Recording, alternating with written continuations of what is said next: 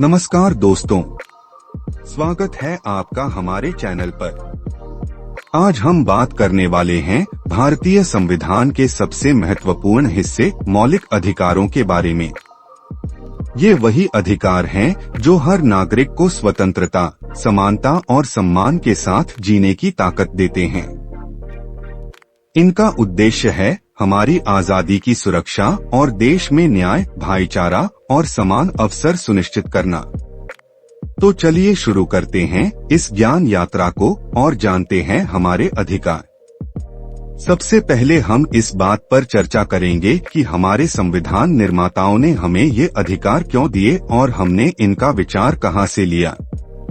आइए जानते हैं। भारत अंग्रेजों की गुलामी से आजाद हुआ था। लोगों ने स्वतंत्रता, सम्मान और बराबरी का सपना देखा था। ऐसे में संविधान निर्माताओं ने सोचा कि नागरिकों को ऐसी शक्तियां दी जाएं जो कोई भी सरकार उनसे छीन न सके, और इस तरह मौलिक अधिकार की नींव रखी गई। भारत के मौलिक अधिकार संयुक्त राज्य अमेरिका USA से लिए गए हैं। यह विचार अमेरिकी संविधान के बिल ऑफ राइट्स से प्रेरित था, जिसे भारत के संविधान में शामिल किया गया। अब बात करते हैं कि हमारे संविधान ने हमें कितने मौलिक अधिकार प्रदान किए हैं। शुरुआत में हमारे पास 7 मौलिक अधिकार थे, लेकिन 44वें संविधान संशोधन अधिनियम द्वारा संपत्ति का अधिकार अब मौलिक अधिकार नहीं रहा। इसे एक संवैधानिक अधिकार बना दिया गया है।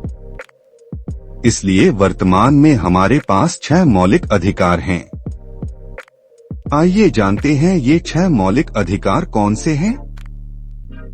ये 6 अधिकार हैं: समानता का अधिकार, स्वतंत्रता का अधिकार, शोषण के विरुद्ध अधिकार, धार्मिक स्वतंत्रता का अधिकार, सांस्कृतिक एवं शैक्षिक अधिकार, संवैधानिक उपचार। अब हम इन अधिकारों पर विस्तार से बात करेंगे। पहला अधिकार है समानता का अधिकार। इसमें अनुच्छेद 14 से लेकर अनुच्छेद 18 तक शामिल है।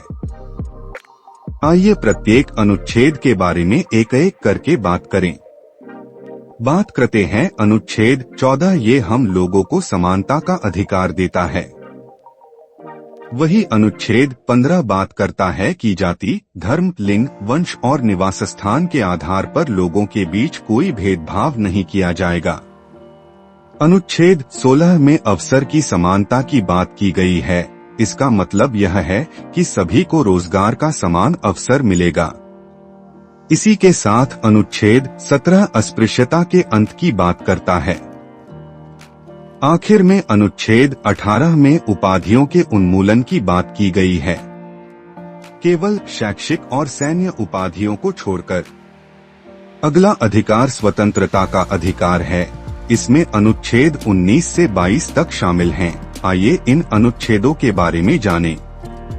अनुच्छेद 19 में मीडिया के अधिकार सहित वाक और अभिव्यक्ति की स्वतंत्रता, शांतिपूर्ण ढंग से विरोध करने की स्वतंत्रता, संघ समूह बनाने की स्वतंत्रता, भारतीय क्षेत्र के किसी भी भाग में आवागमन की स्वतंत्रता, भारत के किसी भी भाग में निवास और बसने की स्वतंत्रता और पेशा चुनने की स्वतंत्रता प्रदान की गई है। वही अनुच्छेद 20 किसी अपराध की परिपाटी के संबंध में पूर्व पारित विधि से, दोहरे संकट से और स्वयं साक्षी आदि से संरक्षण प्रदान करता है। अगर बात करें अनुच्छेद 21 की, ये व्यक्ति के जीवन की स्वतंत्रता की बात करता है। और अनुच्छेद 21A 6 से 14 वर्ष की आयु के बच्चों को निःशुल्क शिक्षा की बात की गई है।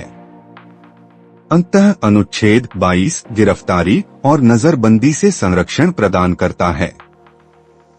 अब अगले अधिकार की बात करें तो यह शोषण के विरुद्ध संरक्षण से संबंधित है और इसमें अनुच्छेद 23 और 24 शामिल हैं। आइए इनके बारे में जानें।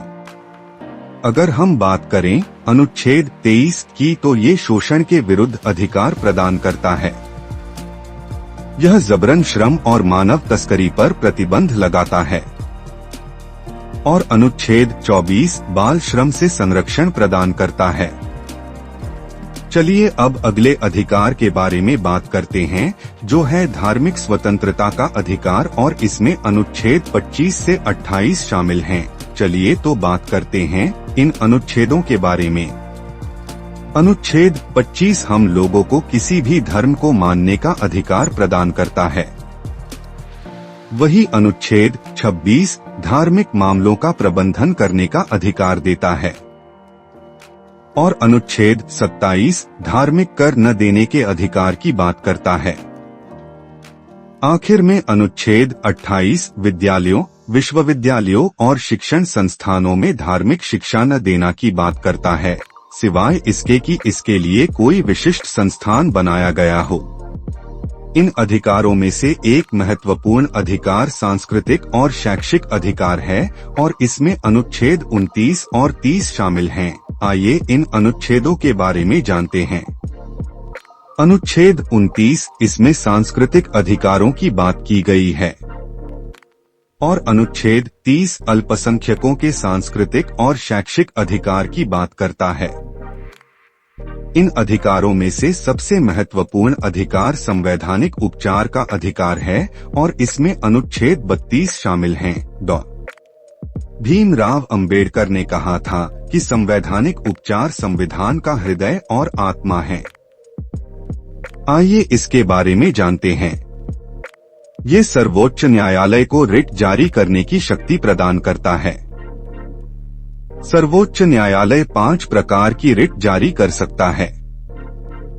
पहली रिट है बंदी प्रत्यक्षीकरण। इसका अर्थ है शरीर रखना।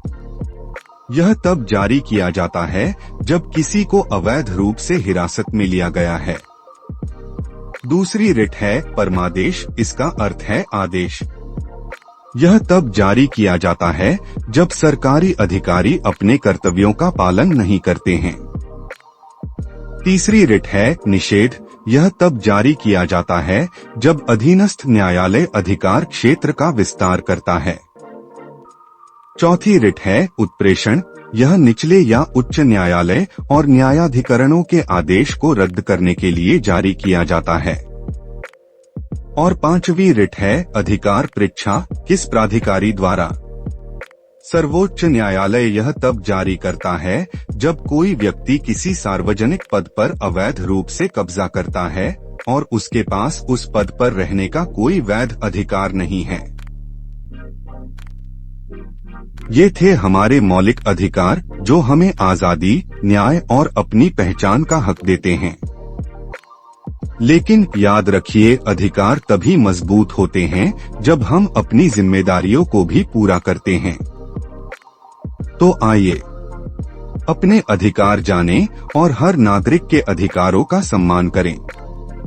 वीडियो पसंद आए तो लाइक करें, अपने दोस्तों को शेयर करें, और ऐसी ही महत्वपूर्ण जानकारी के लिए हमारे चैनल स्टडी विद जतिन को सब्सक्राइब जरूर करें। जय हिंद।